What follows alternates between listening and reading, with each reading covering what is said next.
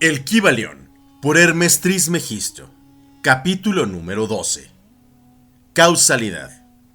Toda causa tiene su efecto. Todo efecto tiene su causa.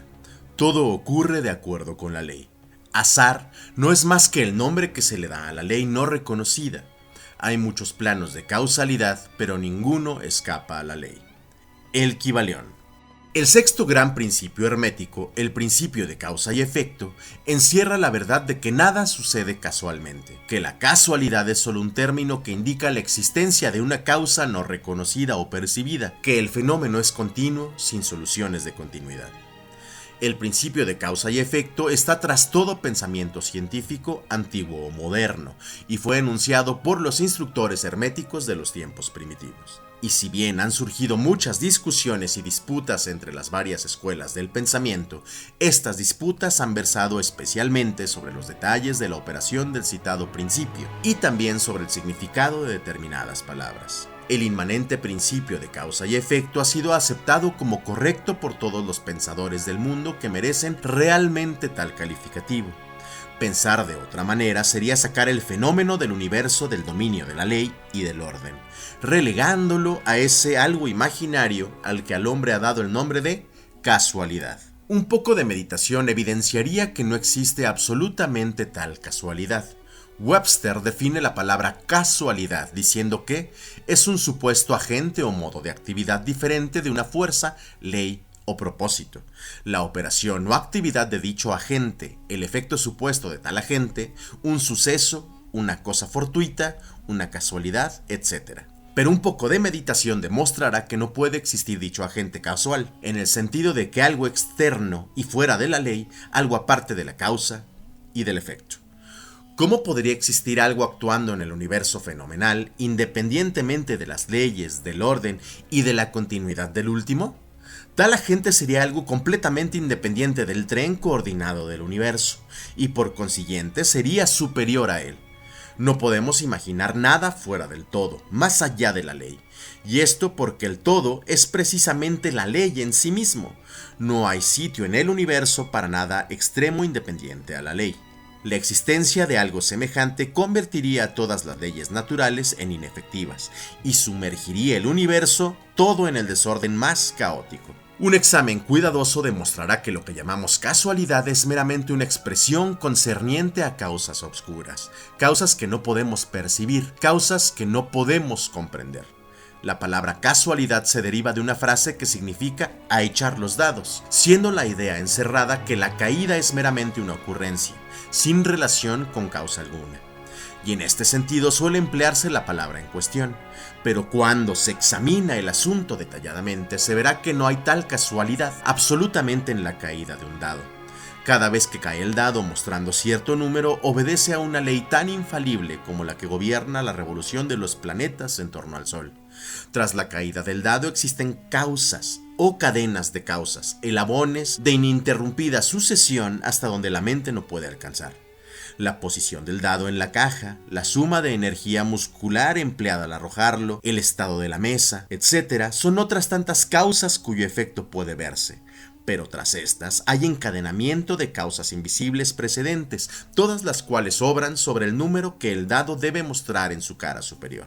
Si se arroja los dados su gran número de veces, se verá que los puntos marcados son casi iguales, esto es, que habrá igual número de unos, de dos, etc.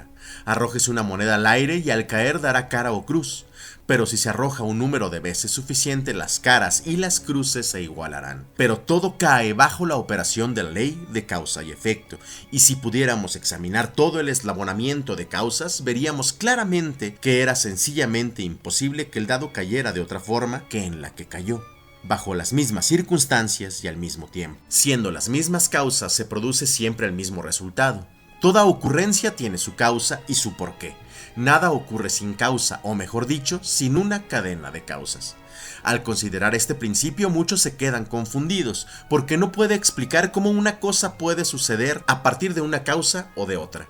Esto es ser la primera creadora de la segunda. En realidad, ninguna cosa puede producir o crear otra. La causa y el efecto residen meramente en los sucesos. Un suceso o acontecimiento es lo que viene, llega u ocurre como consecuencia o resultado de un acontecimiento o evento anterior. Ningún acontecimiento crea otro, sino que no es nada más que el eslabón precedente en la gran cadena de coordenada de sucesos que fluyen en la energía creadora del todo. Hay una continuidad de solución entre todos los acontecimientos precedentes, consecuentes y subsecuentes. Existe siempre una relación entre todo lo que ha pasado y todo lo que sigue. Una piedra se desprende de la montaña y aplasta contra el tejado una granja situada en el valle vecino. A primera vista parece obra de la casualidad, pero si se examina la materia se encontrará una gran cadena de causas tras ese acontecimiento.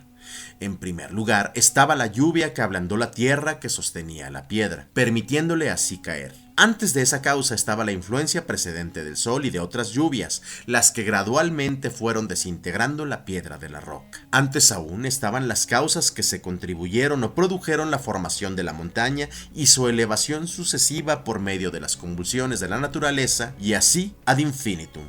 Además, podemos revisar las causas de la lluvia, podemos considerar la existencia del tejado. En una palabra, pronto nos encontraríamos envueltos en un laberinto de causas y efectos del que pronto tendríamos que luchar por escapar. Así como un hombre tiene 2 padres y 4 abuelos y 8 bisabuelos y 16 tatarabuelos, y así sucesivamente, de manera que al cabo de 40 generaciones se calcula el número de antecesores en muchos millones. Así también sucede con el número de causas que subyacen tras el suceso o fenómeno más mínimo, tal como el caso de un liviano trocito de carbón llevado por el viento. No es nada fácil seguir la pista de esta partícula de hollín hasta los primitivos periodos de la historia del mundo, cuando formaba parte de un macizo tronco, que más tarde se convirtió en carbón y así sucesivamente hasta el momento en que pasaba volando entre nosotros en busca de otras muchas aventuras. Y una poderosísima cadena de acontecimientos, de causas y efectos lo llevó hasta su actual condición, y esta no es más que una de tantos sucesos en la cadena, y que seguirán produciendo más y más eventos durante centenares y centenares de años a contar desde ahora. Una de las series de acontecimientos originados por esa partícula de hollín flotante ha sido el escribir estas líneas, lo que ha obligado a un tipógrafo a realizar cierto trabajo. Esto despertará en vuestras mentes ciertos pensamientos, así como en las de los demás, los que a su vez afectarán a otros, y así sucesivamente, hasta donde la mente no pueda alcanzar, y todo por el simplísimo vuelito de una partícula de hollín.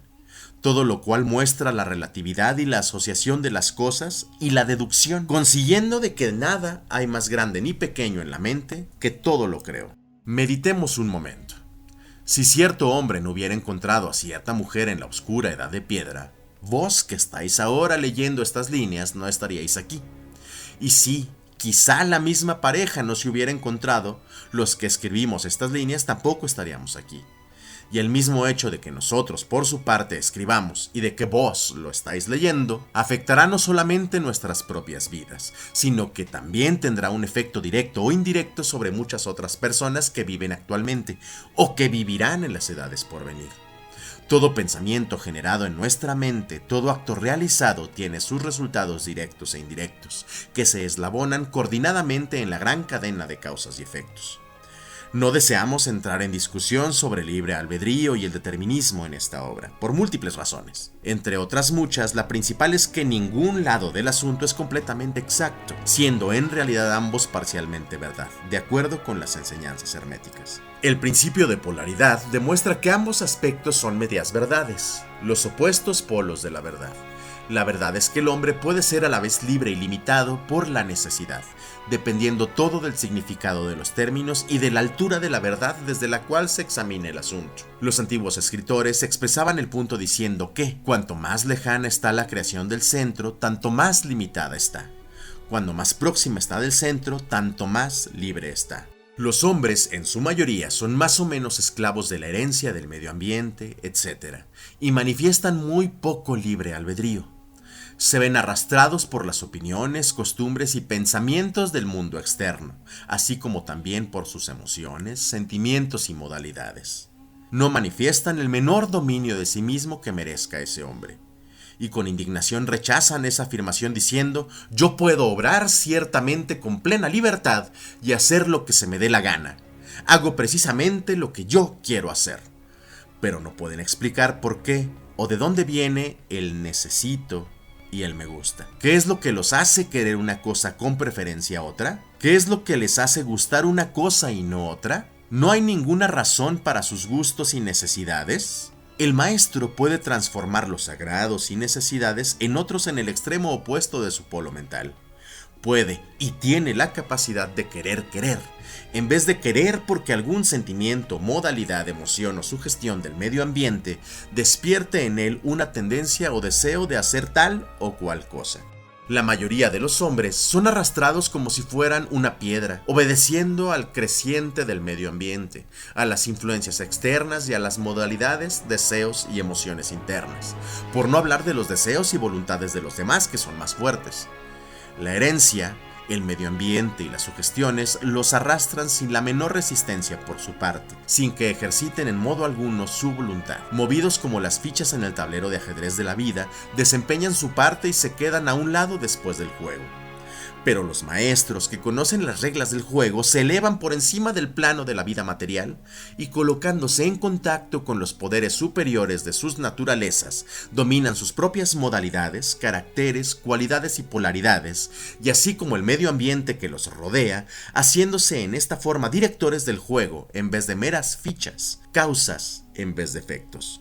Los maestros no se libran de la causalidad en los planos superiores, sino que están bajo el contralor de esas más elevadas leyes, y haciendo uso de estas se hacen dueños de las circunstancias en los planos inferiores. De esta manera forman una parte consciente de la ley, en vez de ser sus ciegos instrumentos. Mientras obedecen y sirven a los planos superiores, dominan y son dueños del plano material. Pero tanto arriba como abajo, la ley está siempre en operación, no existe tal casualidad o azar. La ciega diosa ha sido abolida por la razón. Ahora podemos ver con ojos iluminados por el conocimiento que todo está gobernado por la ley universal y que el infinito número de leyes no es más que manifestaciones de la única gran ley. La ley es que el todo es, pues es muy cierto que ni siquiera un gorrión deja de estar presente en la mente del todo, que hasta los cabellos de nuestra cabeza están contados, según dicen las escrituras. Nada hay fuera de la ley. Nada ocurre en contra de ella. Pero a pesar de ello, no se vaya a caer en el error de que el hombre es un autómata ciego. Al contrario, la doctrina hermética dice que el hombre puede emplear la ley contra las leyes, que lo superior siempre prevalecerá contra lo inferior, hasta que el hombre haya alcanzado aquel estado en el que buscará refugio en la ley misma, y podrá evadirse de todas las leyes fenomenales. ¿Se puede comprender el significado íntimo, interno de esto?